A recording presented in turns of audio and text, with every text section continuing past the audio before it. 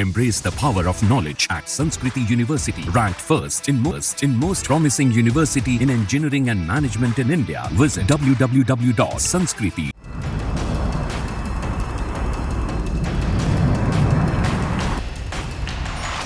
Israel ने बुधवार को लेबनान पर कई हवाई हमले किए, जिसके बाद हिजबुल्लाह के आतंकवादियों ने भी इजराइल की मोसाद जासूसी एजेंसी की मुख्यालय को निशाना बनाया। हिजबुल्लाह ने उत्तरी इजराइल में रॉकेट दागे। दोनों दुश्मनों के बीच ये अब तक की सबसे बड़ी जंग बन गई है। इजरायली सेना ने कहा कि लेबनान से आने वाली मिसाइल को वायु रक्षा प्रणालियों द्वारा रोक दिया गया है।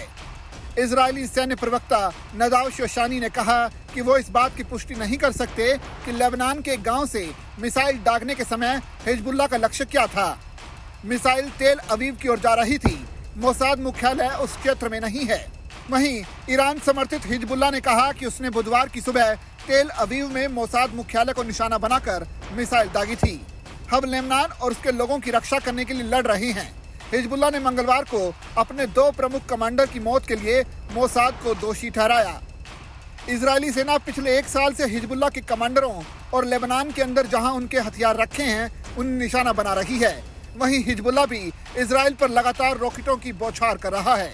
लेबनान के स्वास्थ्य मंत्रालय ने कहा कि बुधवार को ईसाई बहुल केसरवान क्षेत्र में इजरायली हमले में 3 लोग मारे गए और 9 अन्य घायल हो गए।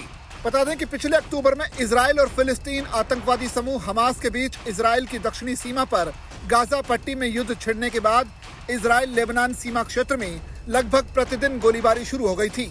इसके बाद हिजबुल्लाह ने कहा था कि वो अपने सहयोगी हमास के साथ खड़ा है। इजराइल का ध्यान अब अपने उत्तरी सीमा और दक्षिणी लेबनान पर केंद्रित हो गया है। स्वास्थ्य मंत्री फिरास आबियाद ने कहा कि सोमवार सुबह से इजराइल हमले में लेबनान में 50 बच्चों समेत 569 लोग मारे गए हैं और 1835 घायल हुए हैं। विदेश मंत्री अब्दुल्ला बो हबीब ने कहा कि अनुमान है कि लेबनान में 5 लाख लोग विस्थापित हुए हैं।